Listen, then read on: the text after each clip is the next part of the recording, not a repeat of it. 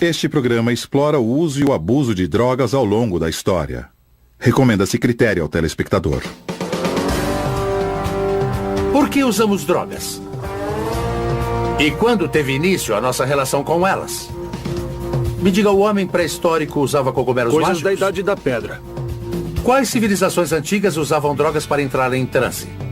É quase como uma grande incursão grega, na qual esperamos viajar por um outro mundo. E é real, você só está percebendo um espectro mais amplo. Quais drogas fortaleciam alguns impérios enquanto envenenava outros? E quando é que o governo finalmente entrou em cena e deu um basta? Incineramos tudo isso, sim, queimamos Vocês tudo. queimam muito fumo, cara. As drogas pesadas de hoje sempre foram consideradas pesadas? Como podemos saber quais drogas são seguras para o nosso organismo? Estão me dando ansiedade. Tem alguma droga para ansiedade?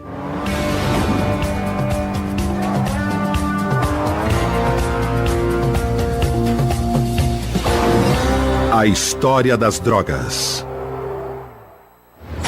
Oi, sou Dean Norris e eu uso drogas.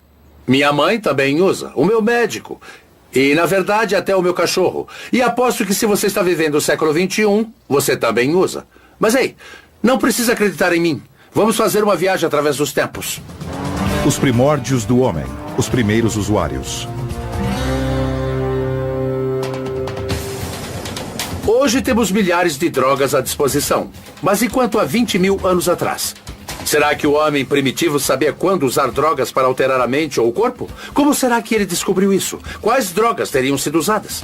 As pessoas têm feito uso de drogas desde que os humanos passaram a andar sobre dois pés. Porque as drogas estão por toda parte.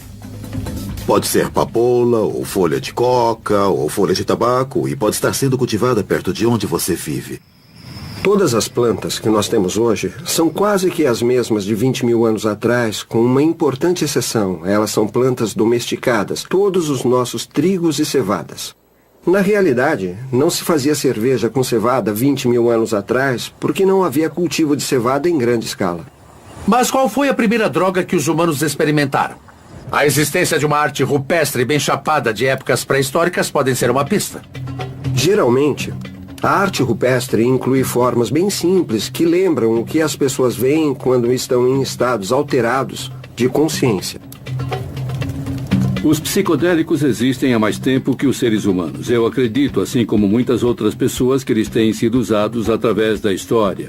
As pinturas em cavernas e os entalhes apontam para isso. A humanidade, em várias culturas pelo mundo todo, tem feito uso e ingerido o que chamamos de cogumelos mágicos. Acho natural as pessoas usarem esses cogumelos porque o ser humano é forrageador. Ele sai à procura de alimento e é natural que experimente essas coisas. São os mesmos cogumelos pintados nas cavernas? Não dá para saber com certeza. Mas sabe, os desenhos não são de cenoura ou cebola. Devia haver algo realmente especial nos cogumelos para o homem primitivo. Mas o que seria? Vou caçar cogumelos para tentar descobrir. Bosque das Coníferas, Pasco County, Flórida. Bom, as pessoas fazem caça ao tesouro, mas por que fazer uma caça ao cogumelo?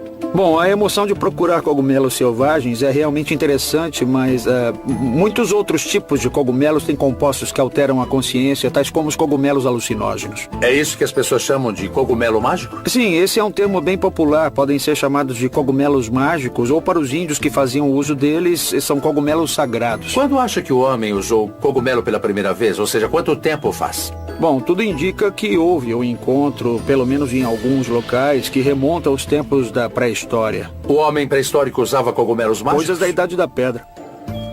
Por que eles são mágicos? Eles provocam uma alteração mental, induzem a um estado alterado de consciência. Qual é o princípio ativo? Bom, o princípio ativo é a psilocibina. A psilocibina é um composto alucinógeno que afeta os níveis de serotonina do cérebro. Causa enjoo, vômito, fraqueza muscular e incapacidade de distinguir a fantasia da realidade. Na sua opinião, como o homem primitivo descobriu esses cogumelos? Bom, por um lado, por tentativa e erro, descoberta acidental. Por outro lado, esse tipo de efeito pode ter sido o objetivo de uma busca deliberada, sempre ficando de olho. Alguém deu de cara com ele uma vez e quis dar de novo. Com toda certeza. Tá, como os cogumelos passaram a ser considerados sagrados? Existe algo inerente no efeito desses cogumelos alucinógenos que é sempre muito potente para mudar totalmente a percepção e suas principais questões da vida. E não sabemos qual é esse impulso religioso. É algo que não se pode explicar, em outros termos, pelo jeito. Não sabemos com certeza se o homem primitivo experimentou tais cogumelos, mas com certeza há muita especulação. Uma visão polêmica é que experiências de expansão da mente com cogumelos mágicos podem ter ajudado na evolução humana. Nos círculos acadêmicos sobre psicodélicos, essa é a teoria do símio chapado. Parece provável que plantas psicoativas tiveram um papel importante na evolução humana. Você fica mais sagaz se usar psicodélicos da forma correta. Você pensa mais claramente, vê as relações na natureza, observa onde uma semente esteve, você vê que algo cresce dali, então começa a coletar sementes. Os macacos não faziam isso nessa época, mas um macaco psicodélico pode ter feito isso, ou seja, um modo totalmente novo de estar no planeta pode ter se iniciado com os psicodélicos. A experiência da humanidade com a planta psicoativa pode ter sido a primeira experiência religiosa, o início da suspeita humana da existência de um outro mundo. Os humanos têm usado as drogas alucinógenas para tentar se conectar com o poder maior há milhares de anos. Mas será que fizeram isso de propósito? Ou apenas toparam com esses estados alterados enquanto procuravam por alimento? Muito bem. Que tal a gente ir procurar alguns cogumelos? Pra mim tá tudo certo. Ótimo. O que vamos procurar? Bom, aqui na Flórida, a espécie mais renomada é a Psilocybe cubensis. Eu estou vendo alguns cogumelos bem ali, na verdade. Sim, parecem cogumelos. Tá. São os que estamos procurando? Estes não são Psilocybe cubensis. Os cogumelos aqui contêm veneno letal. Eu digo isso numa primeira olhada. Que legal. Olha só. Os mais perigosamente venenosos tendem a ser brancos, lamelas brancas, esporos brancos e apresentam uma base em forma de bolsa. Então, se estou querendo ter uma experiência religiosa, esse não é o cara. Sim, é algo que você não vai querer comer, não importa seu objetivo. Isso. Está interessado em ver o cogumelo alucinógeno, o Psilocybe cubensis? Você sabe que sim. Bom, vamos arriscar saindo desse habitat. Vamos para um pasto seguindo por aqui, porque é lá que teremos melhores chances, eu acho. Vamos conferir, então? Vamos lá. Devido às chuvas recentes, temos as perfeitas condições para uma caça aos cogumelos. Estou errado ou isso é esterco? Esterco de vaca, excremento, fezes, cocô. Os cogumelos mágicos crescem no esterco? De preferência. Do fedor e da sujeira surge o Psilocybe cubensis. Os cogumelos surgem do cocô? Sim. Tá, e as pessoas comem isso? Assim, os índios chamam alguns deles de angelitos ou anjinhos. Mas esse cogumelo nasce do cocô. Gostaria de saber exatamente o que estamos procurando para poder te dar uma força. Eu só vou apontar os cogumelos quando puder vê-los. 90% do que vemos quando olhamos para um cogumelo é por enganação. Tá. Por exemplo, esses cogumelos aqui são do gênero Panaelos, mas parece que poderiam ser o Psilocybe cubensis. Nós veríamos um roxo escuro. E se comer esse aí? Você pode sentir um momento de confusão. Você não fica chapadão?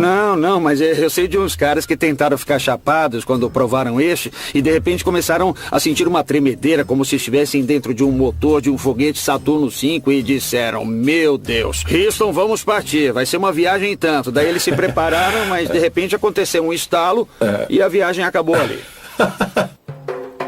Horas procurando muito esterco de vaca, muitos cogumelos, mas nenhum deles mágico. Começa a me perguntar se vou chegar a conhecer o tipo verdadeiro.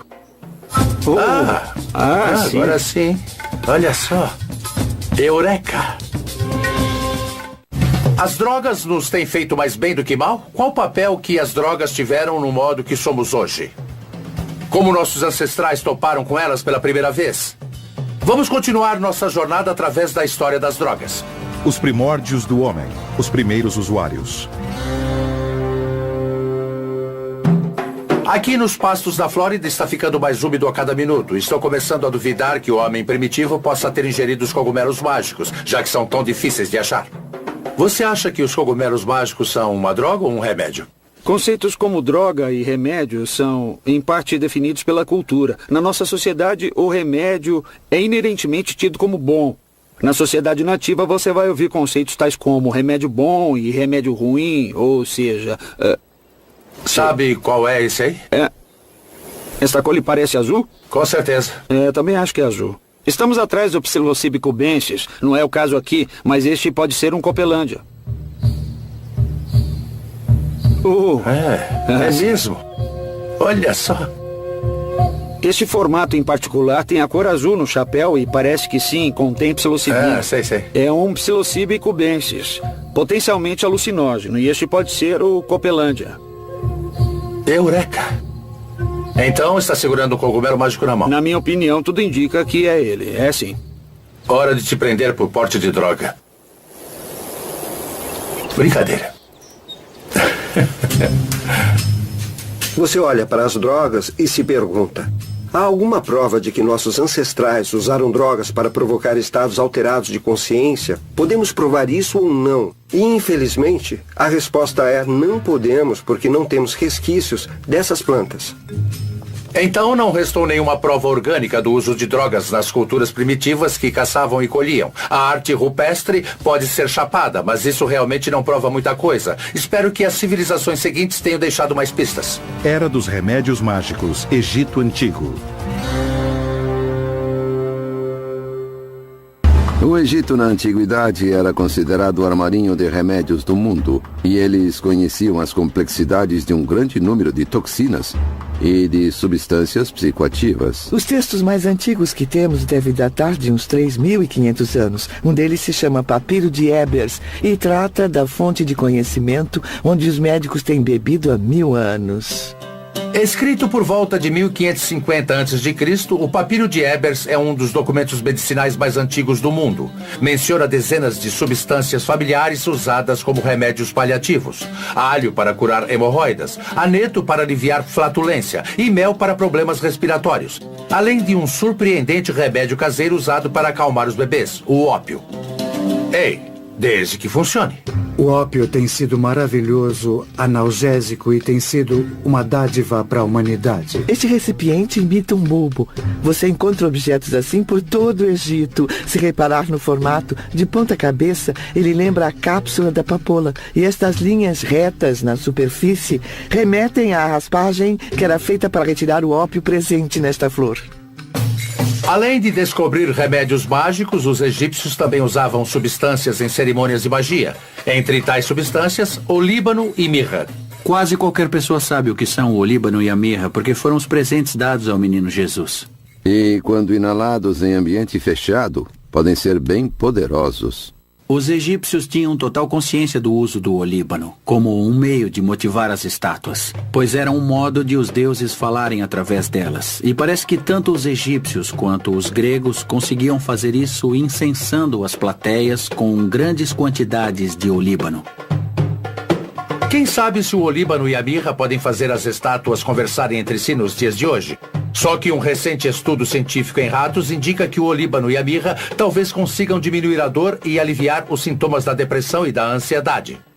Conheço gente que faz experimentos com o olíbano e ele é um psicoativo. Os egípcios antigos usavam drogas como remédio em cerimônias de magia. Mas será que usavam drogas para se divertir?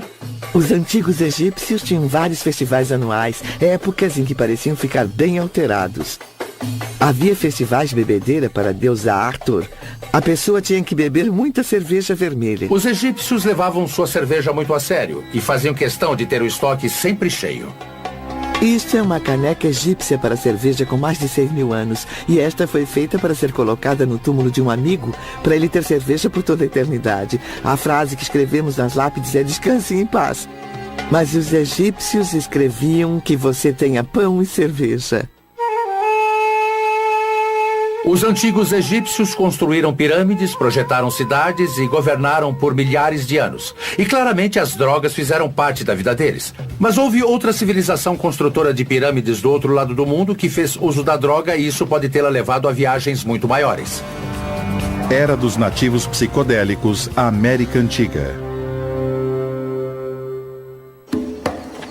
Ouvi falar que os maias curtiam todo tipo de droga maluca. Vamos ver se isso é verdade. Uau! Então, aqui é Copan. Essa é Copán, uma das grandes cidades dos antigos maias.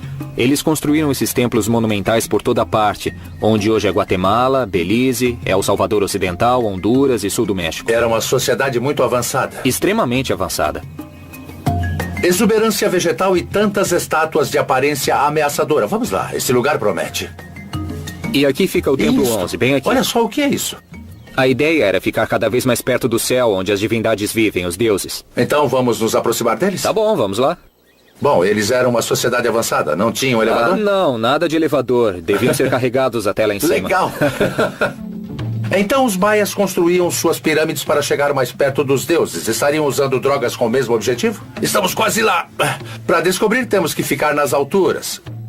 E claro, estou falando da altitude.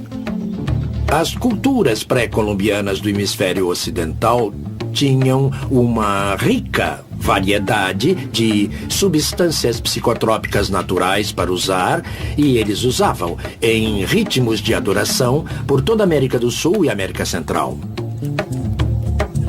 Se essas culturas nativas sabiam que estavam cercadas por plantas psicoativas, arrisco a dizer que Copán não era uma exceção. É realmente a grande cidade maia que fica nas montanhas. É tipo um reinado na montanha. Alguns até a descrevem como sendo o Shangri-La dos maias. Sei. É meio difícil imaginar como teria sido viver aqui. O que sabe sobre o modo como encaravam as drogas? Bom, eles eram agricultores, então eles tinham um bom conhecimento do mundo vegetal.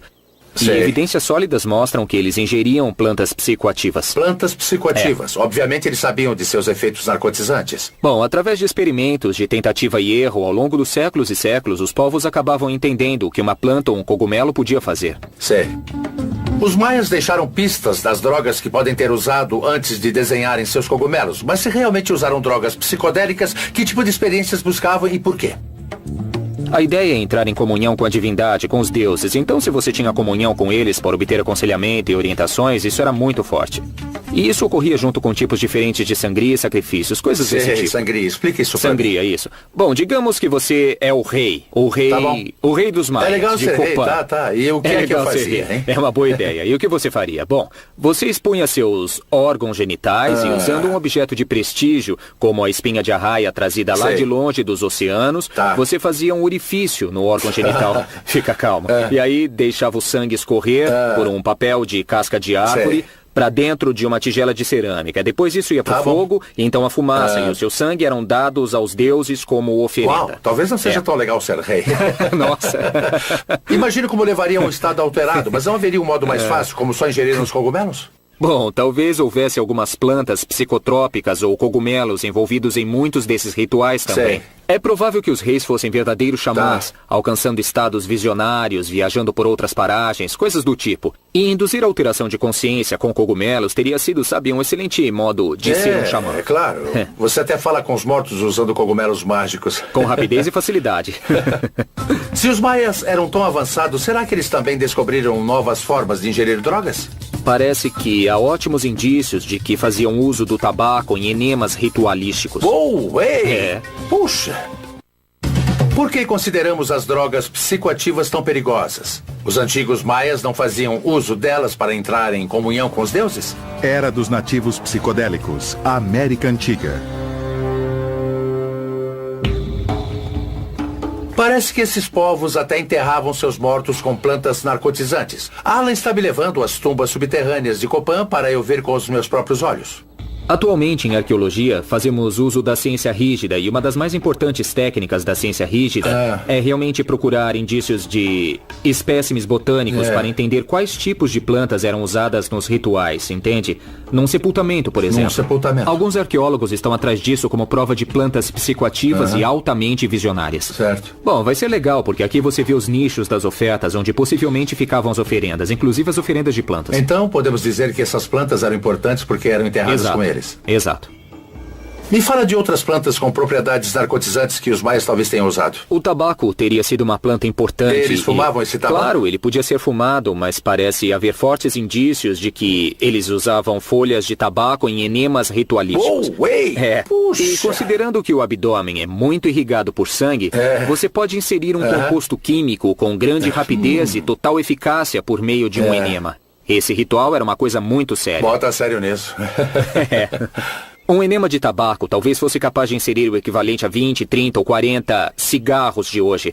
E isso teria induzido a um dramático estado visionário de extrema alteração de consciência. Eu acho que um bocado de tabaco enfiado no meu traseiro dessa forma me faria ver muita coisa mesmo. Que bom! Os maias tinham meios bem criativos de provocar a alteração de consciência, mas nenhum deles me parece prazeroso. E cá pra nós, se você está fazendo enemas de tabaco e está furando o seu órgão genital, isso não é nada divertido. Não se trata de algo recreativo. Eram práticas altamente estruturadas, rituais altamente ordenados. Então, para os maias, essas plantas ajudavam a promover a comunhão com Deus? Na verdade, eram deuses. Você introduz o Deus divino no seu corpo e comunga com ele. Se os maias acreditavam que estavam recebendo seus deuses em seus corpos quando ingeriam drogas, será que outras culturas nativas pensavam da mesma forma? Você tem que imaginar todas essas culturas desenvolvidas na selva. Nas Américas deve haver 10 vezes mais plantas psicoativas do que em outras partes do mundo. É o que parece. Quando consideramos a incrível biodiversidade no Amazonas, podemos começar a entender por que há tantas plantas psicoativas nas Américas, como a ayahuasca. A ayahuasca é a bebida feita de 2 plantas alucinógenas desenvolvida durante milhares de anos de experimentação por tribos sul-americanas que buscam a iluminação espiritual. É ilegal nos Estados Unidos, a menos que você seja membro de uma igreja que tenha permissão especial do governo. A ayahuasca talvez tenha sido desenvolvida durante milhares de anos, porque é muito complexa. De certa forma, pode ter sido uma das drogas farmacêuticas, porque era preciso preparar. Isso, ela exigia preparo, não dava pra você colher e usar. Era preciso colher algumas dessas plantas com muito cuidado, e o preparo envolvia ferver até se tornar um líquido grosso, que então você podia beber. Tá, e aí o que me acontecia depois disso? Bom, para começar, você faz isso com um pequeno grupo, com um xamã, um sacerdote, que estaria liderando a cerimônia. E tudo indica que você vai vomitar até as tripas, possivelmente por umas 2 horas. O quê? Você põe tudo pra fora. Uau. E depois tem uma das experiências mais visionárias que se pode ter com uma planta no mundo. São alucinações malucas ou o quê? Não são alucinações. Trata-se de uma acentuada percepção da realidade. Não é alucinação, não é uma coisa fabricada que é irreal. É real, é a realidade. Você só está percebendo um espectro mais amplo. Então não é diferente da realidade, é parte da realidade. É parte da realidade, é quase uma sensação aumentada ou uma percepção acentuada. Você entra em comunhão com o espírito da mata, da floresta, mas é tudo real. A ayahuasca é um portal para uma realidade aumentada? Ou sua mente está só te pregando algumas peças? O cérebro, obviamente, é incrivelmente complicado. Ele faz uso de todos esses vários mensageiros químicos e vários sistemas neuroquímicos.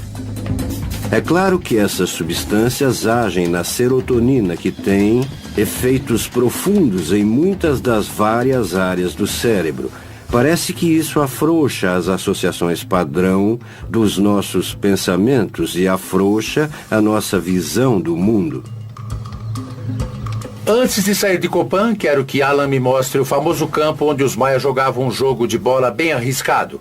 E quem perdesse, digamos apenas que ninguém queria estar entre os perdedores. Eles usavam drogas antes de entrar em campo? Bom, não sabemos com certeza, tá? Mas nas montanhas da Guatemala há cogumelos esculpidos em pedras de centenas de anos de idade. E algumas estão associadas a instrumentos e parafernália desse jogo de bola, sugerindo que sim, na verdade, eles talvez comessem os cogumelos antes desse jogo de bola. Mas por que razão alguém comeria cogumelos mágicos antes de jogar esse jogo? Essa é uma boa pergunta. Há excelentes indícios de que a psilocibina, o princípio ativo dos cogumelos mágicos, acentua a acuidade visual e também a coordenação motora.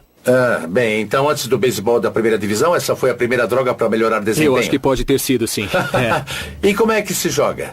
Em primeiro lugar, é proibido usar as mãos, tá bom? Só pode usar o tronco, pode usar os ombros, os braços, as coxas, o quadril.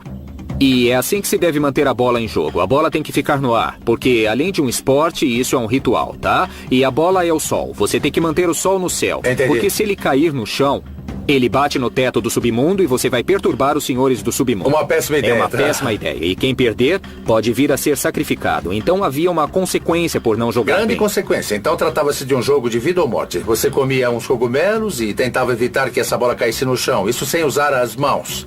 Ou você morria. Parece uma ótima ideia. Esses caras eram da pesada, igual os Oakland Riders dos anos 70, cara. Só fera. Vamos jogar. Tá legal. Vamos lá, então. Vamos lá. Você já era. Adeus. E havia árbitros? Provavelmente, mas devia haver espectadores por toda parte. É constrangedor. Foi mal aí, fãs, amigos. É uma pena. Vamos lá, temos que conseguir pelo menos uma vez. A gente sabe fazer melhor. Vamos lá. Tá bom, eu vou usar a coxa. Vamos tentar mais uma vez. Vai, é a sua vez. Eu roubei. Culpa minha, ok. Morte súbita seria o caso, não é? Vamos lá. Tá bom, vamos lá.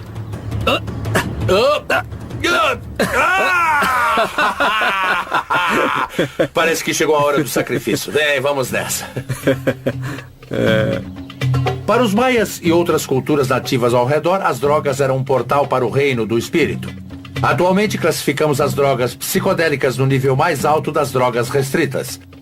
Mas para as culturas nativas das Américas, as drogas alucinógenas como os cogumelos e a ayahuasca sempre foram ferramentas sagradas para obter conexão. E quanto à sociedade antiga que nos deu a democracia? Eles achavam a mesma coisa? Era dos cultos secretos, a Grécia Antiga. Os antigos gregos acreditavam que as drogas eram venenos letais ou remédios preciosos. Afinal de contas, muitas das nossas crenças não vêm do mundo clássico? Muitas das nossas visões filosóficas modernas estão baseadas em modelos gregos. E tais modelos foram desenvolvidos numa época em que os primeiros filósofos gregos estavam usando drogas e usando extensivamente. Viemos a entender que o que eles chamavam de filósofo talvez agora seja um xamã. Fiquei sabendo da existência de cultos secretos na Grécia Antiga em que pessoas participavam de um ritual religioso secreto. Sabemos muito pouco sobre isso, mas parece que envolvia estados alterados de consciência. Eu mesmo quero conferir isso. Aqui ficava o santuário das deusas Deméter e Perséfone. As pessoas vinham aqui de Atenas todos os anos para serem iniciadas nos mistérios de Eleusis. Você tinha uma experiência fora do corpo na qual todos viajavam juntos para outro mundo e depois voltavam. Se os iniciados viajavam para o outro mundo, o que exatamente os levava para lá? Existem duas teorias. Uns dizem que era com cogumelos mágicos, outros que era com cravagem. Já ouvi falar de cogumelos mágicos. O que é cravagem? Quais drogas os antigos gregos andaram usando? Vamos descobrir, continuando nossa jornada através da história das drogas. Era dos cultos secretos, a Grécia Antiga. Se os antigos maias usavam drogas para se conectar com os deuses, será que os gregos antigos faziam a mesma coisa?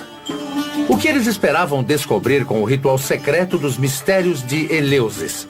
E o que exatamente proporcionava essa descoberta? Os mistérios de Eleusis eram uma grande experiência religiosa na antiguidade clássica. Durou 2000 anos. Aqui é um telesterium. Era aqui que tudo acontecia. Uau, é enorme. Quase um Madison Square Gardens dos gregos, digamos assim. Ele atraía milhares de pessoas. Vê os degraus em volta da borda? Tá. As pessoas ficavam ali em pé. Havia luz, escuridão, música, dança, tudo isso. Então era como uma enorme festa rave dos gregos, não é? Isso mesmo. Essa é uma boa descrição. Uma total sobrecarga sensorial e sua vida mudava para sempre. Mas não era uma moçada com objetos luminosos no meio do mato. Sócrates, Platão e Aristóteles, os três foram iniciados nos mistérios de Eleusis. Alguma coisa devia estar abalando o mundo deles.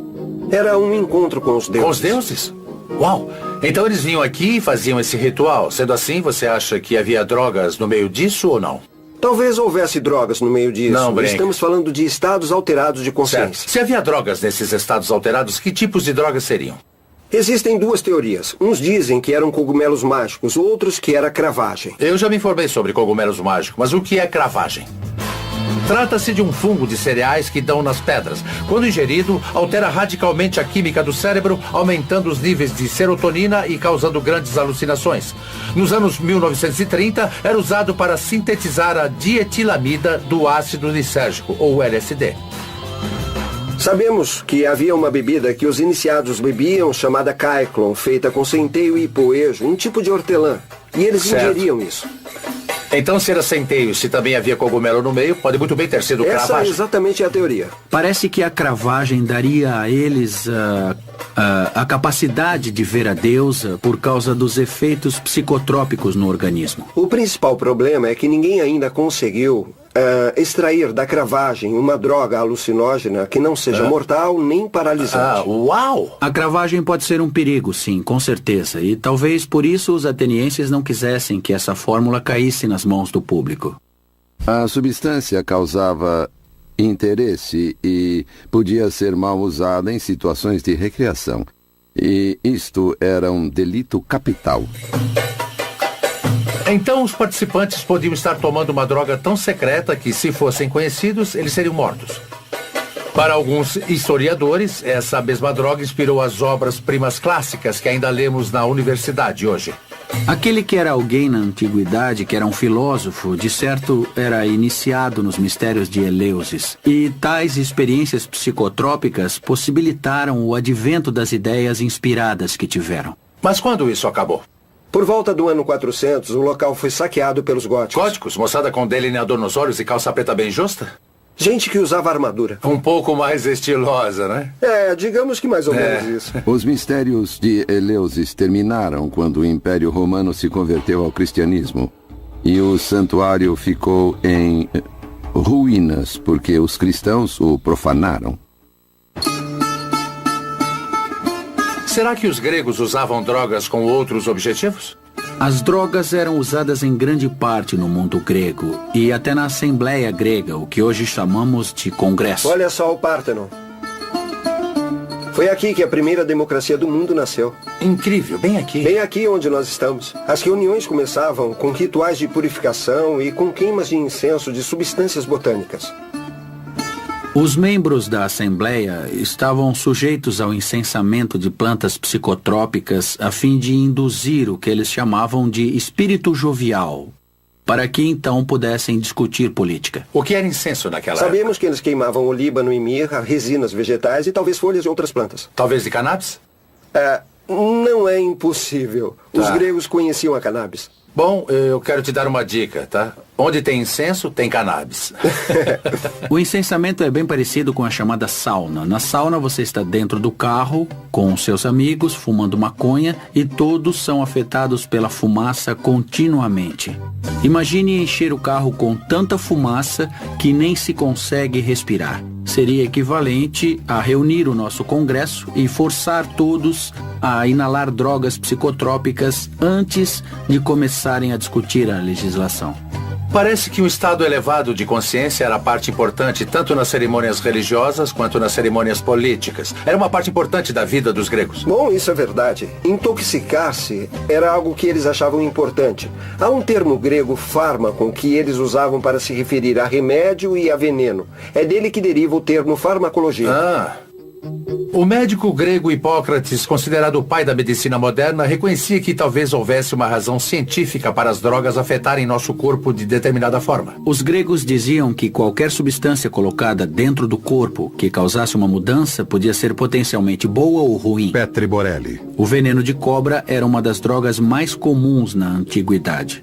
O símbolo da medicina moderna que herdamos dos gregos antigos traz 2 cobras enroladas no bastão. Talvez indique o conhecimento de que, assim como o veneno da cobra, muitas drogas tinham o poder de curar e de prejudicar.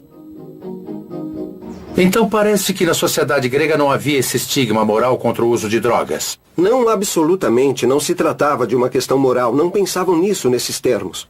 Eles reconheciam o prazer como parte central de como se devia viver uma boa vida nessa época. Então, para os gregos, as drogas tinham a ver com prazer? Elas tinham a ver com prazer nas ocasiões certas e no contexto adequado. É como o sistema grego na faculdade hoje. Acredito em você. De rituais religiosos a oferendas políticas e ao estudo medicinal, os gregos tinham uma sofisticada relação com as drogas. Eles entendiam que o uso delas podia ser perigoso. Mas usar drogas ainda não era uma questão de certo e errado. Era do julgamento moral, primórdios da religião. É possível que Jesus e as drogas tenham disputado a fé e devoção das pessoas por mais de 2000 anos? Para os gregos antigos e outras religiões pagãs, as drogas eram uma peça-chave do processo de conexão com os deuses. Então, por que os primeiros cristãos pensavam diferente? Os primeiros cristãos expressavam uma grande ansiedade e até desconfiança quanto aos prazeres do corpo. Mesmo naquela época, as pessoas sabiam que as drogas podiam induzir aos prazeres do corpo e isso não estava em sintonia com a mensagem cristã. A fé em Cristo é o único caminho para a salvação. Então a fé nas drogas se tornou um problema. Lá pelo século IV, com o surgimento dos imperadores cristãos, as primeiras leis antidrogas são introduzidas na sociedade. E essas leis se concentram no uso de drogas por essas religiões rivais de culto secreto. Bom, se as pessoas estão tomando drogas psicodélicas e tendo a experiência de comunhão com Deus, por que elas precisariam da igreja?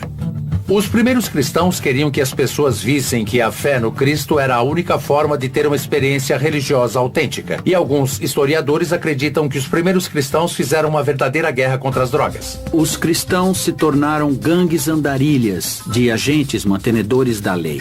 E esses monges acabaram destruindo templos e matando pessoas. Este programa explora o uso e o abuso de drogas ao longo da história. Recomenda-se critério ao telespectador. Será que o cristianismo se sentiu ameaçado pelas drogas? Será que a fé numa substância conflitava com a fé em Jesus? Era do julgamento moral, primórdios da religião. Se as religiões pré-cristãs usavam drogas para vivenciar Deus, o cristianismo parece pensar que as drogas farão exatamente o oposto.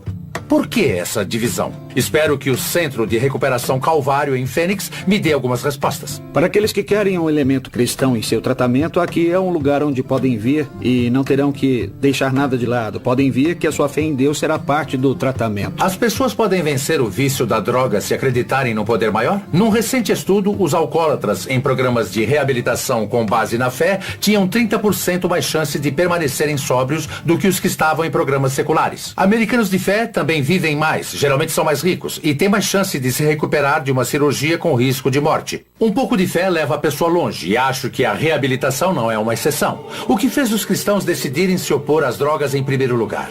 Eles viam as drogas como um concorrente desde o início? Segundo alguns historiadores, os primeiros cristãos fizeram uma verdadeira guerra contra as drogas. Os cristãos eram bem antagônicos a qualquer concorrente de sua religião que estava crescendo e, portanto, os perseguiam, destruíam seus santuários e profanavam as suas esculturas. Lá pelo século IV, grupos de monges estavam invadindo propriedades onde era sabido que habitantes usavam drogas em cerimônias religiosas. E esses monges acabaram destruindo templos e matando pessoas. O ataque ao uso de drogas por não cristãos era o ponto central na plataforma política que os bispos usavam para obter poder e legitimidade. Aqui no Calvário, ninguém está numa guerra contra as drogas. O que há é uma luta contra o vício e a maior arma é a fé. Mas por que drogas e fé não podem coexistir? Consultório. Não há comunicação com Deus por meio de uma substância. O único caminho, segundo a Bíblia, para se reconciliar com Deus e se comunicar com Ele, Jesus disse: eu sou o caminho, a verdade e a luz. Ninguém vai ao Pai se não for por mim. Mas e quanto, as tribos nativo-americanas que usavam drogas para, nas palavras deles, encontrar Deus? Muitas vezes, por toda a história, as pessoas têm usado substâncias que alteram a consciência, o que a Bíblia chama, em algumas traduções, de bruxaria, em outras traduções, de feitiçaria. Eu vou dar a perspectiva cristã, Sim. Muito resumidamente. Certo. Você não tem um problema de droga ou um problema de álcool. Sim. O problema é de idolatria. Houve a troca de Deus por um ídolo. E acontece o seguinte... Você está dizendo que o ídolo é, às vezes, o álcool ou as drogas? É, quando eu passo pelo corredor de bebidas no mercado, o que eu vejo? Eu vejo um santuário com ídolos. O álcool é o resultado de cereal e fermento interagindo com açúcares num processo chamado fermentação. É a droga mais popular do mundo e hoje cerca de 140 milhões de pessoas sofrem de distúrbios relacionados ao álcool. Então há figuras na Bíblia que falam sobre o abuso de drogas especificamente. A melhor delas é o apóstolo Paulo, que dedicou toda a sua vida ao Cristo. Escreveu grande parte do Novo Testamento. Ele diz: as obras da carne são evidentes. Olha só o que ele diz: imoralidade, impureza, sensualidade, feitiçaria, idolatria, falsos deuses e nunca satisfaz as necessidades verdadeiras do espírito. Você pode buscar isso o quanto quiser e sempre voltará magoado, destruído e rastejando. Então, da perspectiva de um cristão, as drogas sempre foram falsos deuses que afastavam as pessoas do Deus verdadeiro que deveria ser adorado. Mas o que fez os primeiros cristãos decidirem usar tais substâncias era algo anticristão? Qual o problema de permitir ao corpo um pouco de prazer de vez em quando? Afinal de contas, Jesus tomava vinho. Não seria inadequado usar o termo puritano associado a algumas das primeiras ideias cristãs? Esse senso de autonegação era uma parte importante de, no mínimo, uma espiritualidade idealizada pelos primeiros cristãos. Uma coisa que você vê emergindo desse período é, pela primeira vez na história, uma visão das drogas como uma atividade imoral. Moralidade à parte, as drogas são muito pouco perto do que os cristãos acreditam ser a maior das viagens. A certa altura, você pode sentir aquele êxtase ou aquela sensação que você quer alcançar quando usa drogas, na igreja ou em Cristo. Com certeza, sem dúvida. E é real, Jim. É real. Então, o cristianismo tem se colocado firmemente contra as drogas desde o início, mas o judaísmo tem uma pegada diferente. Enquanto há certa ansiedade expressa nos textos rabínicos, havia uma celebração da possibilidade de prazer físico, seja sexo ou intoxicação, mas com moderação. Cada coisa em seu devido lugar e com moderação, mas tudo é uma parte importante do modo como vivemos esta vida neste corpo e neste mundo. Outras religiões são um pouco menos abertas ao uso de drogas. Para os mormons, o corpo é sagrado, que significa ausência de álcool, tabaco, drogas ilícitas e até mesmo cafeína. Sim, ou seja, nada de café. Para os adeptos da cientologia, as drogas frustram a capacidade da mente de se curar e podem causar grave angústia mental. Para os rastafaris, a maconha é tudo. Eles a consideram uma erva sagrada, usada para entrar em comunhão com Deus. Por outro lado, costumam não admitir o álcool e acham que o vinho mencionado na Bíblia era, na verdade, apenas suco de uva. Mas foi o cristianismo que emergiu como o sistema dominante de valores no Ocidente. Pode ser que nossa visão sobre as drogas tenha vindo daí. Após os séculos IV e V, as drogas vêm com esse estigma moral e são do mal, passam a ser algo ruim. Mas se o cristianismo era tão poderoso, por que o uso de drogas não parou sob o domínio da igreja? Bom, parece que quando as pessoas viram o incrível valor das drogas locais na economia global, a moralidade passou para segundo plano. Às vezes, não importa quanto um povo é religioso, o dinheiro fala mais alto. Era do Império, em altos mares.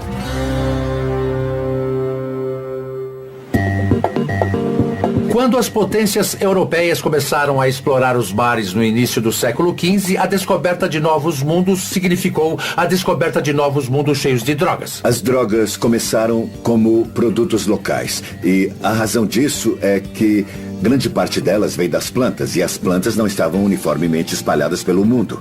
Isso ocorre em grande parte como resultado do crescimento do comércio marítimo global quando houve a confluência dos produtos da droga no mundo, nos primórdios da Era Moderna. Sei que a Ásia, a África e as Américas tinham plantas nativas e folhas com as quais os europeus jamais tinham sonhado. Mas quais drogas os exploradores trouxeram de suas viagens exóticas pelos oceanos? Então, o capitão Knox, da Companhia das Índias Orientais, tem uma história realmente fascinante envolvendo esse quadro. Knox acabou naufragando no Sri Lanka e passou 19 anos no Sri Lanka, porque o rei de lá queria mantê-lo como parte do seu elenco do zoológico. Exibido no zoológico? É, ele era o mascote inglês. Knox acabou voltando para Londres e foi à Sociedade Real para apresentar ao rei as coisas que ele tinha trazido. E uma das coisas que ele tinha trazido era a cannabis. Cannabis? É. Literalmente se ajoelhou e disse, Majestade, a cannabis? Achamos que essa é a primeira vez que cannabis é trazida de volta para a Grã-Bretanha. Isso porque depois que Knox volta e apresenta suas amostras, ocorrem todos os tipos de experimento e discussão sobre essa nova substância, o que ela pode fazer ou o que talvez faça. Que outras drogas vieram para a Inglaterra a partir dessa exploração mundial? Bom, Knox, como sabemos, está trazendo coisas da Ásia. Mas claro, do Novo Mundo das Américas, o tabaco é a grande droga. Os europeus, quando descobriram o tabaco, também descobriram novos meios de consumir uma droga que é fumando. Algo que se tornaria muito importante não só com o tabaco, mas pelo consumo de outras drogas posteriormente. Então, o modo mais fácil de obter a maior concentração de droga no cérebro ou é injetando na veia ou fumando. Antes do início do século XVII, fumar como forma de administrar drogas, pelo menos na Europa, era algo incomum. As pessoas descobriram essas novas drogas e entraram no comércio mundial. Descobriram novas formas de administrar essas drogas. Ou seja, deixar o gênio psicoativo sair da garrafa. Quando as drogas chegam ao mercado global, o marketing global vem na sequência. Então, antes da Coca ou da Pepsi, a primeira marca global foi o Opium Patent. Isso, se você comprasse o Opium Patent, sabia que estava comprando coisa boa. Quais drogas cruzaram os altos mares e se espalharam pelo globo? Vamos continuar nossa jornada pela história das drogas a partir do marco zero do tempo. Era do Império, em alto mar. Observatório Real. Você está pisando no meridiano de Greenwich. O que está a oeste está em um hemisfério, o que está a leste está em outro hemisfério. Então Londres, essencialmente, está no centro do mundo. Os britânicos diziam que aqui era o centro do mundo e, por acaso, bem no meio de Londres. Além de arbitrar, escolheram aqui porque podiam escolher. Uma das coisas que trouxe o meridiano zero para cá foi a atuação comercial da Companhia das Índias Orientais, com chá, especiarias e também o ópio. E aí está uma grande parte da história do Império Britânico e da Companhia das Índias Orientais. O ópio atua inundando o cérebro com alcaloides narcóticos, proporcionando intenso prazer e aliviando a dor. Tem sido amplamente usado há milhares de anos e talvez seja o remédio mais antigo do mundo para diarreia. Um dos principais meios da Companhia das Índias Orientais pagar pela carga de chá era transportando o ópio para a China. Uau! O Opium Patent. Eles começaram a desenvolver, incentivar e tentar vender na China, e essa era tida como a primeira marca mundialmente conhecida. Então, antes mesmo da Coca ou da Pepsi, a primeira marca global foi o Opium Patent. Isso, sabia que ao comprar Opium Patent, você estava comprando coisa boa. Fume o Opium Patent, tá bom. O bom, a Inglaterra queria o chá da China, mas os chineses só queriam prata ou ópio. E a Inglaterra, claro, não tinha ópio.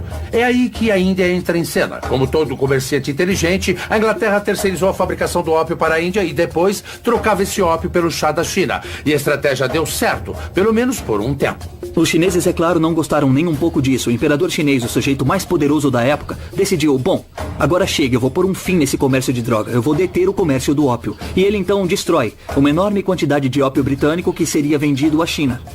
Essa foi a faísca que deu início à Primeira Guerra Anglo-Chinesa, chamada pelo jornal Times de Londres de A Guerra do Ópio. É interessante os chineses terem iniciado essa guerra com os britânicos destruindo um monte de ópio e os americanos iniciarem com os britânicos destruindo um monte de chá no episódio da festa de Boston. É, bom, esse é o problema de ser um império comercial, eu suponho. É.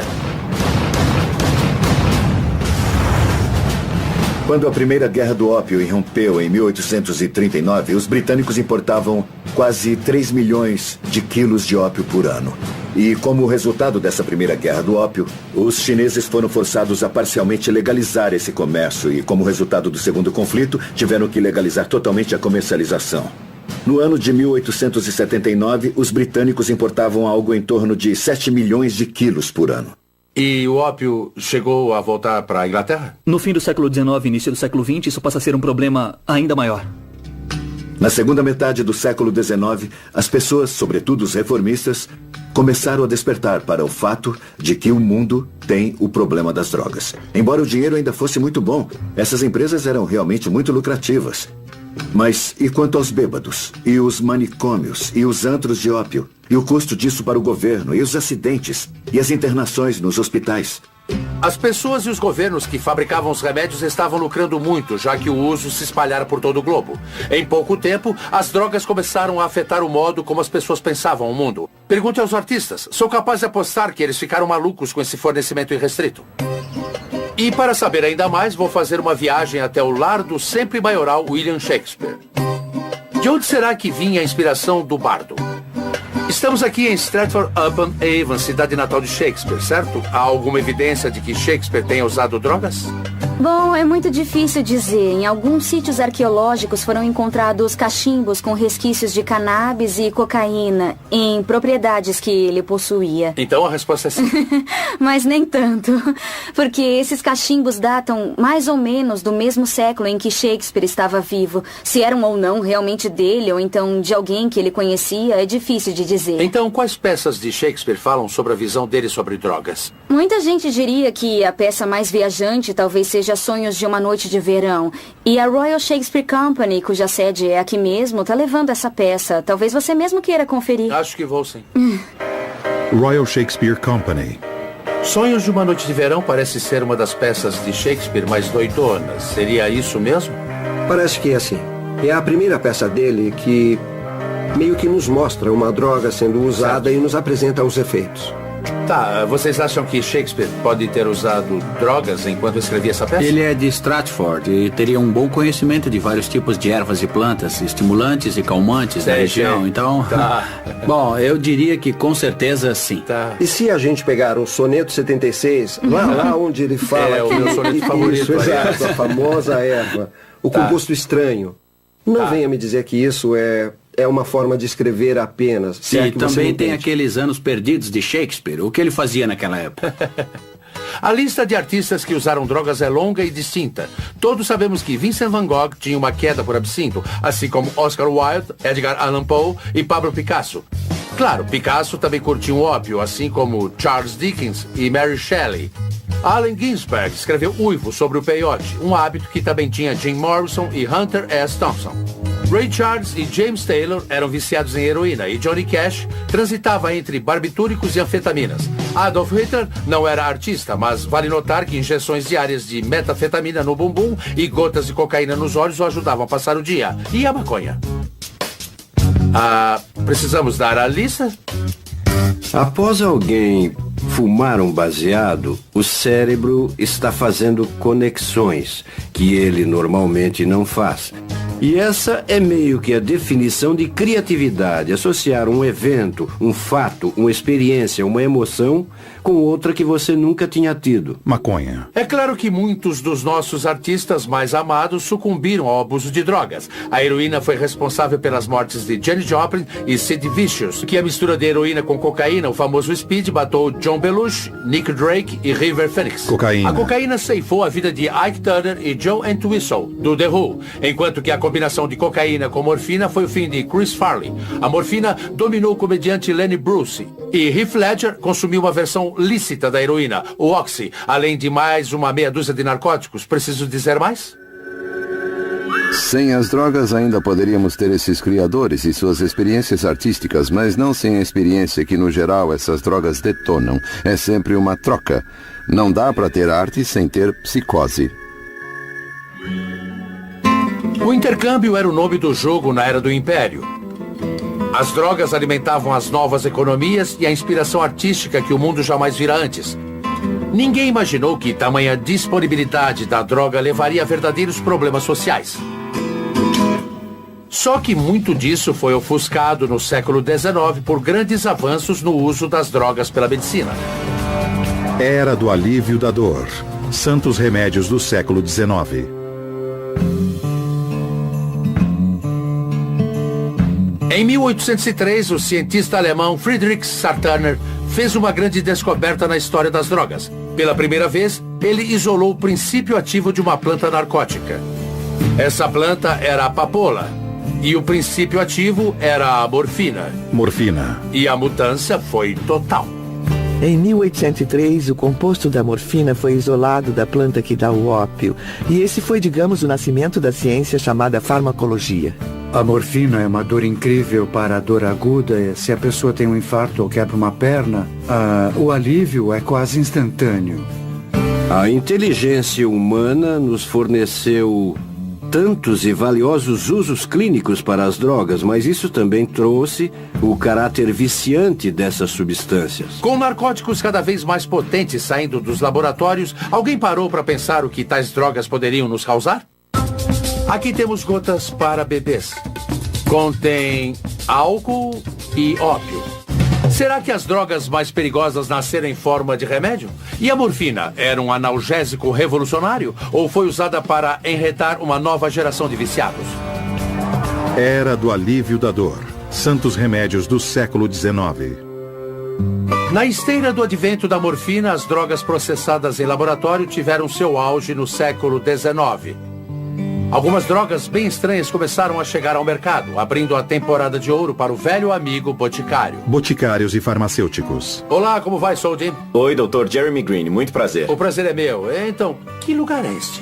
É uma farmácia comunitária, uma réplica montada aqui no Mystic Seaport, Connecticut. Uau! Temos uma variedade de drogas aqui que precisam ser chamadas de remédios patenteados. Esses remédios eram muito comuns no início do século XIX e há muitas histórias sobre vendedores ambulantes desses preparados. Certo, mas quando você diz remédio patenteado, a que se refere? Na verdade, eles tinham o direito de guardar segredo quanto à fórmula desses remédios e faziam afirmações incríveis, que eram corroboradas com o testemunho de centenas e centenas de homens, mulheres e crianças que haviam sido curados das aflições mais terríveis com apenas uma gota dos compostos. A medicina em si era bem limitada no século XIX, sabe o que fazer e o que não fazer em certas doenças. Eletricidade engarrafada. A indústria do remédio patenteado nem sempre sabe o que está fazendo, nem sempre sabe como o produto está agindo, mas querem que o consumidor sinta que o produto esteja funcionando.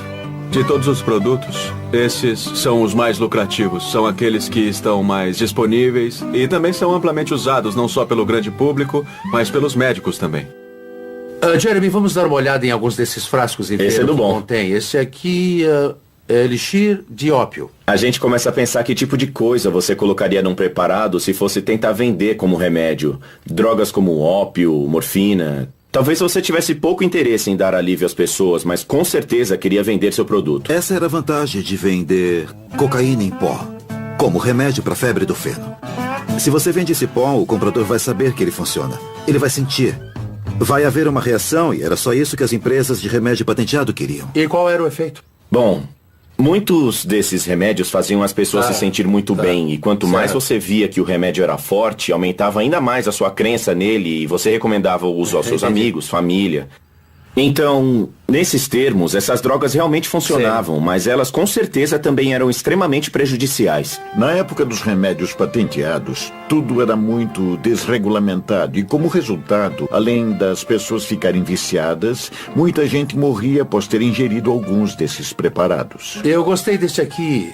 É calmante e revigorante, isso. Certo? E é a cura permanente para todas as doenças nervosas. Isso. Há uma impressionante quantidade de afirmações nesse aqui, veja. Altamente concentrado, especialmente adaptado para o alívio e cura permanente de todas as doenças nervosas. Cefaleia, nevralgia, dispepsia, distúrbio biliar, diarreia, constipação, resfriados, tosses, febres, tremedeira, males do fígado, tuberculose, perda de apetite, fraqueza feminina, desmaios, palpitações, espasmos, tontura, tosse compulsiva, sarampo, etc. e etc. Está mesmo escrito etc. e etc. aqui no final.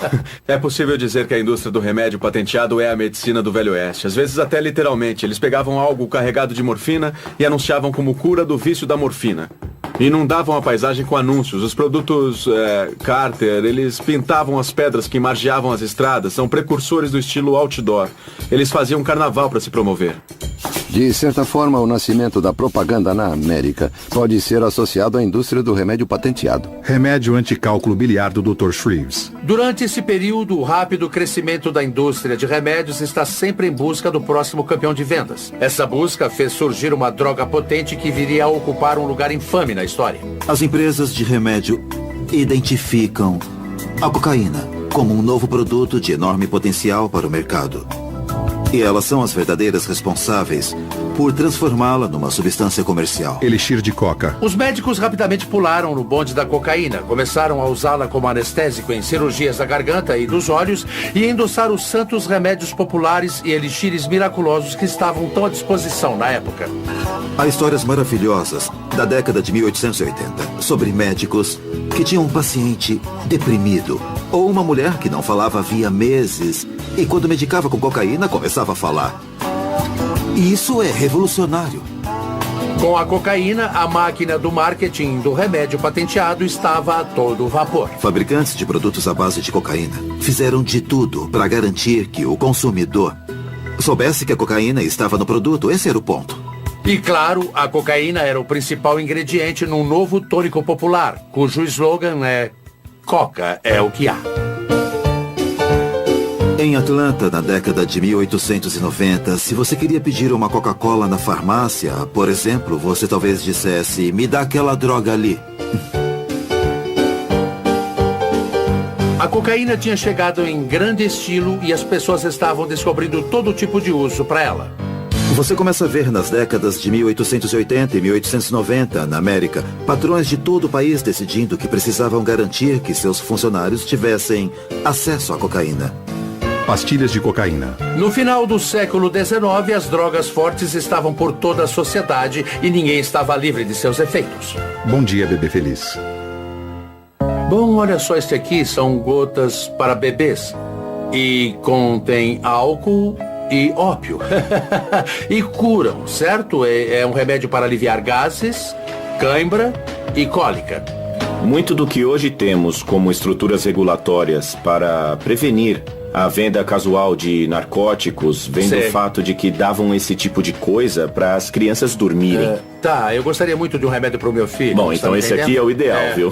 Os fabricantes de remédio estavam empurrando todas essas drogas para o público com pouquíssimo conhecimento dos efeitos a longo prazo. Claro que elas usavam drogas, afinal, ninguém dizia para não usar. O sabor é ótimo. Não fizeram nenhum estudo longitudinal para saber se, isso funciona no primeiro mês, mas depois... E os consumidores continuavam voltando. Volte se precisar. E eles voltavam. Em 1898, a empresa farmacêutica Bayer introduziu a heroína como um supressor da tosse, além de substituto seguro e não viciante para a morfina. Porém, assim como a cocaína e a morfina, a heroína pode se apoderar do corpo de uma pessoa e nunca mais largar. Com o uso dessas drogas, o corpo se torna dependente fisiologicamente, ou seja, o sistema respiratório e o cérebro vão se adaptando à presença delas. Se você de repente parasse de ingerir, ia notar algo desagradável. Bom, já no século XIX, a dependência das drogas era vista como falta de força de vontade do ser humano. Só na década de 1880 que o vício passou a ser atribuído à droga e não só ao usuário. Morfina. Observe a maioria dos casos de pessoas que se tornaram viciadas em ópio. Elas não começaram por libertinagem. Não eram mulheres que frequentavam antros de ópio ou algo assim. Eram mulheres que estavam indo aos seus médicos. À medida que as drogas se tornavam um problema social maior, era preciso apontar o dedo para alguém. O racismo da época veio à tona quando certas drogas passaram a ser associadas às várias raças. Cocaína entre negros. Observadores veem os negros usando cocaína. E a mesma coisa que atraiu a atenção dos patrões, porque ela tornaria os negros mais fortes, mais potentes, aumentaria a resistência e a capacidade. Podia também ser assustadora para as pessoas. É bem parecido com o que ocorre com o álcool na mesma época. Grupos de apoio começam a ser criados, preocupados com o fato de que uma substância, algo como a morfina, algo como o ópio, serem tão tóxicos para a sociedade que precisam ser restringidos para o bem de toda a sociedade. Quando entramos no século XX, nossa atitude diante do uso da droga começa a mudar. Começamos a ver as drogas como eram, um problema que tinha de ser enfrentado. A pergunta era, o que vamos fazer a respeito? Era da regulamentação. A repressão no século XX. Aprovado pela FDA. Em 1900, começaram a pensar uma nova forma de reagir às drogas, utilizando a lei. Tentando proteger as pessoas dos perigos que acompanhavam o acesso não regulamentado às drogas, o governo criou a Agência de Alimentos e Medicamentos, a FDA, em 1906, forçando os fabricantes de remédio a trazer no rótulo de seus produtos a presença de alguma substância narcótica perigosa. Deram um passo à frente em 1914, criminalizando o uso recreativo dos narcóticos, restringindo aos médicos a permissão para o fornecimento. Quando o governo federal começa a reprimir o médico, você precisa de uma outra fonte de suprimento e é aí que nascem as redes de contrabando. Desprovidos de drogas. Quando a cocaína e a heroína são criminalizadas, claro que nasce um mercado negro para aqueles que fazem uso dessas drogas por uma série de razões. A porcentagem de viciados com histórico criminal transgressor aumenta proporcionalmente. O chinês que fuma ópio, o jovem que usa cocaína na esquina ou então fuma maconha, o homem negro que cheira cocaína. Esse é um outro tipo de problema, ou pelo menos é visto como outro problema. Muitas substâncias que antes eram consideradas remédios passam a ser drogas ilícitas. Mas os médicos ainda precisavam trabalhar. A questão era que drogas eles podiam receitar. Houve uma abertura para que novas drogas tomassem o lugar de sedativos, analgésicos e estimulantes. A FDA tinha que determinar quais drogas eram seguras e quais não eram. A Lei sobre Alimentos, Drogas e Cosméticos de 1938 estipulou que a FDA tinha que aprovar as drogas antes de alcançarem o mercado. A posição é bem delicada. Grande parte desse trabalho é da ciência. E muito desse trabalho é julgamento. E as pessoas tendem a discordar nos dois casos. O governo teve que deixar que o álcool e o tabaco ficassem de fora porque tais drogas já estavam culturalmente enraizadas. Todos sabemos o que houve quando tentaram proibir o álcool durante a Lei Seca. Com o álcool dissemos, não adianta. Vamos parar. Mas com as drogas, a decisão que tomamos foi, não adianta. Vamos endurecer mais. Uma guerra contra as drogas se anunciava e alguém iria ter que participar dela. E dentro de um ano, acho que vão passar cerca de 907 milhões de quilos de drogas por aqui. 907 milhões? É. O que acabam fazendo com toda essa maconha? Levamos tudo pro incinerador e queimamos tudo. Como? Queimam tudo isso? Queimamos tudo. Vocês queimam muito fumo, então? Quando foi que nosso governo decidiu regulamentar as drogas? Porque algumas são lícitas e outras não. E quem é que decide, afinal? Era da regulamentação, a repressão do século XX, aprovado pela FDA. Mesmo quando as regras da FDA endureceram nas décadas seguintes, uma droga surpreendente, que agora é totalmente ilícita, era simplesmente classificada como experimental. Em 1938, um cientista suíço de uma grande empresa farmacêutica criou uma droga que provaria ser a substância mais forte e mais concentrada para alterar a mente que o mundo conheceu, o ácido lisérgico 25, o LSD. LSD. Eu diria que o LSD é potencialmente a experiência mais transformadora, mas também pode ser a experiência mais catastrófica e horrível que vai tornar a vida intolerável. E o suicídio é a única opção. O LSD inunda o cérebro com um composto alucinógeno, causando profundas alterações de consciência. É tão potente que 7,5 litros seriam suficientes para proporcionar à população toda deste país uma viagem de ácido. Ele já tinha sido usado em terapia antes. Quando eu fazia medicina, um colega de classe estava tomando LSD como parte da terapia em 1959. Delicide LSD 25. O LSD foi usado com sucesso em ambientes controlados durante as décadas de 40 e 50 no tratamento de pessoas com esquizofrenia e alcoolismo. As drogas costumam começar a carreira como remédio e só passam a levantar alguma polêmica no âmbito da sociedade quando escapam do reino da medicina e entram no reino das ruas, quando as pessoas começam a usá-las para fins recreacionais. As sementes da nossa relação moderna com as drogas já tinham sido plantadas. Em meados do século XX, tínhamos uma florescente indústria farmacêutica, uma agência governamental para regulamentá-la e o mercado negro comercializando as drogas tidas como perigosas demais pelo sistema penal. Tínhamos também uma nova droga que revolucionaria o modo de pensar das pessoas. Agora só precisávamos de uma revolução. Época de ouro das drogas. Anos 60, a década psicodélica. As drogas ajudaram a trazer mudanças sociais imensas nos anos 1960. O LSD havia escapado do laboratório de pesquisa e um psicólogo de Harvard, Timothy Leary, foi um dos responsáveis por isso. O LSD é a substância mais poderosa que o ser humano já desenvolveu para influenciar a mente. Já usei a comparação da energia nuclear com esse material. Acho que nas mãos corretas ele trará mudanças. Para Tim, todo mundo devia fumar maconha diariamente e tomar LSD uma vez por semana. Se ligar, se orientar, cair fora. E alguns até largaram a faculdade por causa do que ele dizia. Eu estava com 19 anos quando decidi tomar o que talvez seja a maior dose de LSD que já foi tomada até agora. 100 mil microgramas. E aí tive um dia de Êxtase e arrebatamento e 7 dias de um pesadelo, de uma catastrófica agonia espiritual. As drogas psicodélicas podem colocar você no centro de si mesmo, no ponto de onde você pode começar a se reprogramar. O LSD foi tão polarizante quanto a década que o tornou infame. No final dos anos 60, o governo americano enfrentava uma guerra perdida no Vietnã e uma geração mais jovem que eles não entendiam. Os jovens estavam optando por sexo, drogas e rock and roll, em lugar de um governo que não achavam confiável. Richard Nixon chamou Tim Leary de o homem mais perigoso da América. Nixon acreditava que o uso de drogas era um sinal da decadência social e pessoalmente estava bem alarmado com o aumento do uso de drogas. Ele se preocupava com a contracultura da droga, se preocupava com o uso de heroína entre os combatentes no Vietnã.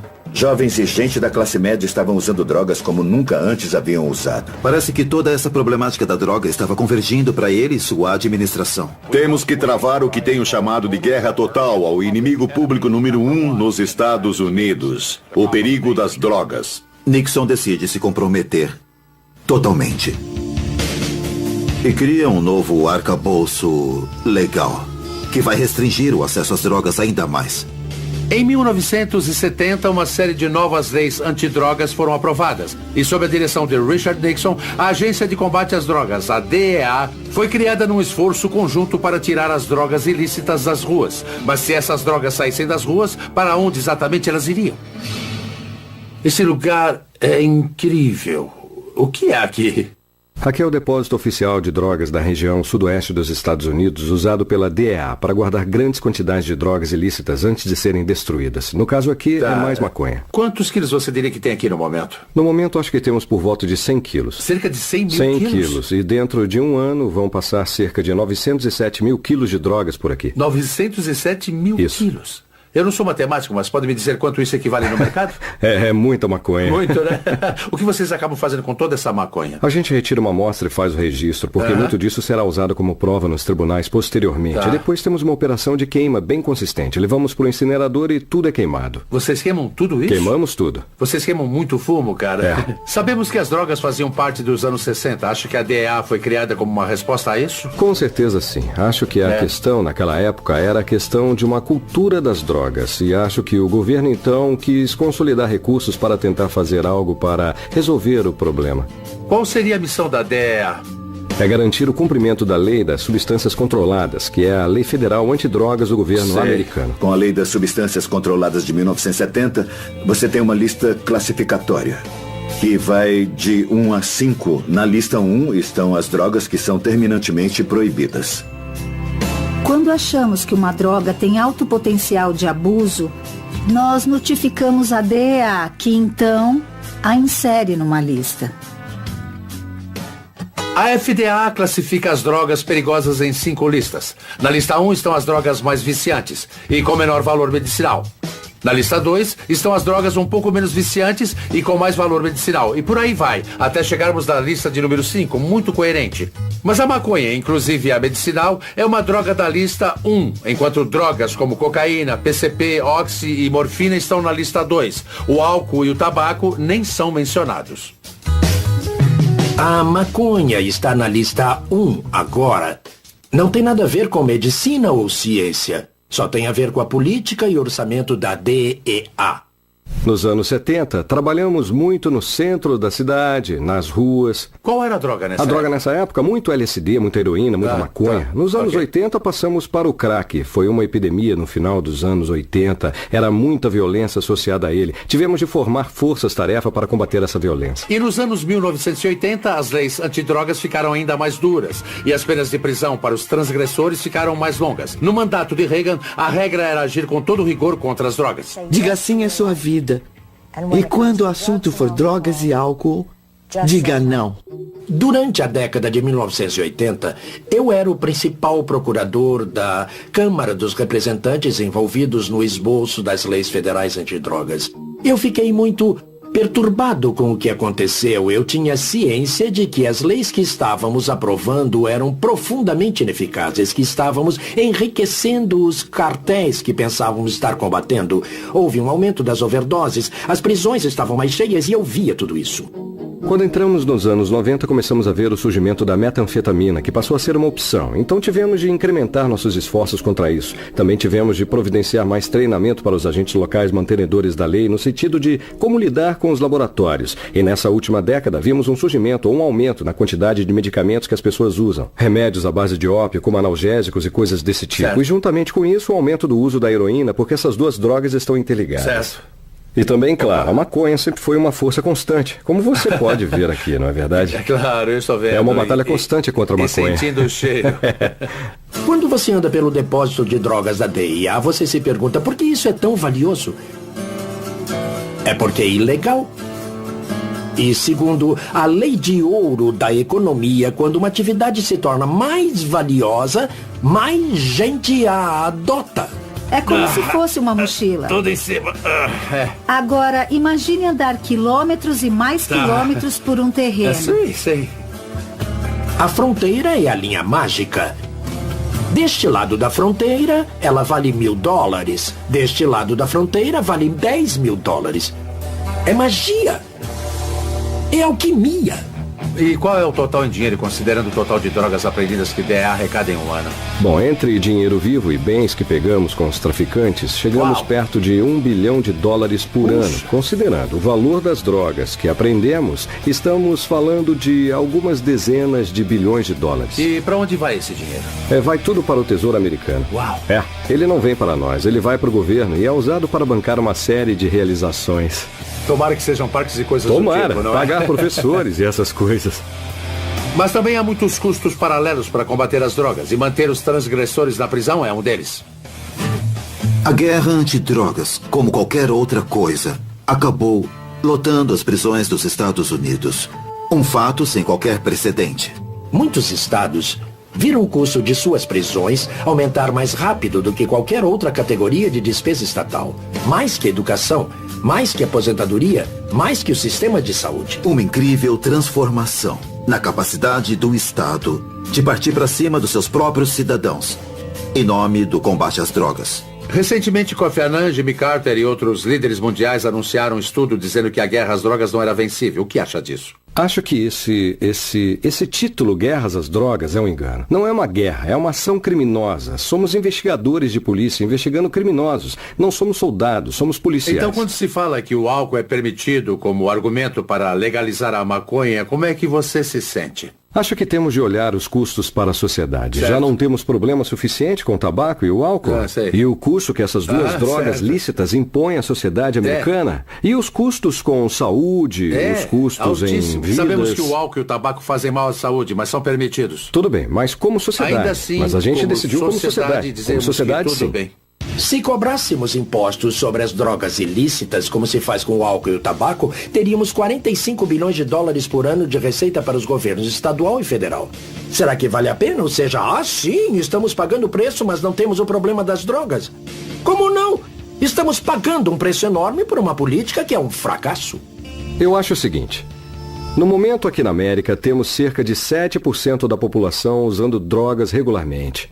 Temos 22 ou 23% fumando ou usando tabaco regularmente. E mais de 40% usando álcool. Certo. Será que podemos arcar com 40% de gente abusando do consumo dessas drogas? Apesar dos grandes esforços do governo, realmente não resolvemos nada. Hoje as pessoas estão usando cada vez mais drogas por razões boas e por razões ruins. Então, onde é que vamos parar? Era da escolha pessoal, hoje e amanhã. Hoje em dia, o que você quiser, você tem. Então, como decidir quais drogas colocar no corpo? Olha, não se sabe tudo sobre o medicamento quando ele chega ao mercado. Não sabemos tudo sobre ele. Uau! Sempre aprendendo. Estão me dando ansiedade. Sim. Tem alguma coisa aí para ansiedade? Os seres humanos têm uma longa história com as drogas pelas mais variadas razões, e todo tipo de substância foi usada pelo homem como droga, mas a situação jamais esteve tão complicada como agora. Hoje as pessoas estão escolhendo suas drogas como jamais fizeram. Às vezes como remédio para curar uma doença, outras vezes como um hábito perigoso que prejudicará não só os usuários como também a comunidade que os cerca. Vou falar com quem tem 30 anos na divisão de narcóticos da Polícia de Chicago para ver como as drogas ilícitas afetam a vida nas ruas. Vamos dar uma volta aqui pelo sul. Sempre houve venda consistente aqui nestas ruas. Qual é a droga que predomina numa área urbana como Chicago? A heroína e o crack. E o crack. O crack é um derivado mais barato da cocaína em pó e o nome vem do som que ele faz quando é fumado. Quando consumido em altas doses, os usuários podem vivenciar uma parasitose ilusória, a sensação que parasitas estão andando sob a pele. Devo dizer que tem um grupinho, bem ali. Cada quadra ou certas quadras são controladas por diferentes gangues e tal. Dê só uma olhada. Tem um cara de boné vermelho ali. E parece que ele está vendendo. Ele saiu fora, mas parece que está vendendo. Se você olhar bem os dois caras, olha só, um está fazendo sinal para o outro. Em algum momento, acho que eles vão avistar nosso carro. Não dá para brincar com eles. Mesmo a gente estando aqui, não impedimos o negócio dele. Sei. Tem policiais à paisana que apanham. O fato de você ser policial não significa que eles terão algum respeito ou que vão te isentar de alguma coisa. Nosso país tem 4% da população mundial, mas consome 65% do suprimento de drogas pesadas do mundo. A droga ilícita mais popular aqui agora é a maconha. Depois vem a cocaína e os alucinógenos, incluindo o êxtase. Estima-se que metade de todos os crimes cometidos no país tem a ver com drogas. O custo das drogas ilícitas para a nossa sociedade é espantoso. O paradigma do abuso de substâncias é mais de 200 bilhões de dólares. Experimente quantificar isso. Enquanto as drogas ilícitas na sociedade americana custam à sociedade 200 bilhões de dólares por ano, a indústria farmacêutica gasta 70 bilhões por ano para desenvolver novos medicamentos. Aqui em Chicago, há apenas algumas quadras do tráfico de drogas no centro da cidade. A indústria farmacêutica se reúne para o encontro anual da Associação para Informação sobre Drogas, a DIA. A DIA existe para difundir informações neutras sobre drogas. O que eu queria saber é como foi que deixamos nossa relação com as drogas se complicar. É de cair o queixo. Quando você vê que um medicamento leva 10 anos para ser desenvolvido e custa $1 bilhão. 10 anos e $1 bilhão para um remédio? Veja o caso de algo como Lipitor, ou sei lá, o processo de desenvolvimento, desde o primeiro teste em humanos até a aprovação pela FDA, são 10 anos. E o custo é de $1 bilhão. Eu tenho uma ideia para um remédio. Quando você toma, ele vai pra academia e corre 8 quilômetros pra você. Correndox, vai se chamar Correndox. Mas e as drogas lícitas do mercado seriam seguras? As empresas devem ter uma ideia bem clara do efeito de uma substância antes de colocá-la à venda, certo? Jim, somos uma empresa de consultoria de segurança que atua junto à indústria farmacêutica. Ajudamos as empresas a avaliar os efeitos colaterais de uma substância. Não se sabe tudo sobre o medicamento quando ele chega ao mercado, então... Não se sabe tudo sobre ele, Uau! Sempre aprendendo. Vocês estão me dando ansiedade. Sim. Tem alguma coisa para ansiedade? Se tiver uma pílula, eu tomo já. Está a caminho. Será que minha cabeça está assim? Com todos esses medicamentos disponíveis hoje, são os médicos que continuam sendo os guardiões dessas substâncias. Oi, sou o Dean Norris. Marquei às 5h15. Por favor, aguarde aqui. O Dr. Isaacs já vai atendê-lo. Ótimo. Este ano, no meu check-up anual, vou fazer mais algumas perguntas ao Dr. Isaacs. Dean Norris, olá, vamos entrar. Vem comigo. E como tenho mais de 40 anos, o Dr. Isaacs terá que realizar de novo meu exame anual da próstata. É aqui. Seu apetite está bom? Infelizmente, sim. E você dorme bem à noite? Geralmente. Muito bem. Isso. Impressionante. Eu perdi muito peso. Olha só, 2 pontos a menos. Quanto? Eu perdi 22 quilos? Depois do check-up, vou querer ouvir a opinião do Dr. Isaacs sobre a questão das drogas. E se eu lhe dissesse que andei muito estressado, que tipo de medicamento prescreveria para me ajudar nisso? Com muita frequência tenho receitado benzodiazepinas e remédios da família do Vale. E se eu lhe dissesse que estou tendo problemas para dormir? Ambien, ou Sonata, ou Lunesta. E se eu dissesse que ando extremamente ansioso? Se estiver falando de terapia de longo prazo, eu receitaria os medicamentos da família do Prozac. Os medicamentos psicoativos são receitados pelos médicos em caso de mudança intencional de foco e comportamento, estresse, oscilação de humor ou para suprimir a dor. Eles são tomados em excesso por mais de 16 milhões de americanos pelas mesmíssimas razões. Vendo a estatística, o número de medicamentos sob prescrição médica que são vendidos já está ultrapassando o teto desde a década de 50. Acha que nunca fomos tão medicados ao longo da história? Com certeza, isso porque temos mais medicamentos e mais opções do que jamais se viu na história. Uma técnica muito usada pelas empresas farmacêuticas para atingir um público-alvo é a venda da doença. Dessa forma, eles condicionam o povo a perceber certas experiências como sendo uma doença que pode ser curada com um medicamento. Então, por exemplo, você achava que era tímido, mas na verdade você tem uma doença chamada timidez. É uma patologia, você está mais tímido do que deveria e nós podemos te ajudar com isso. Mas, doutor, no final das contas, temos o governo nos dizendo que podemos ou não tomar.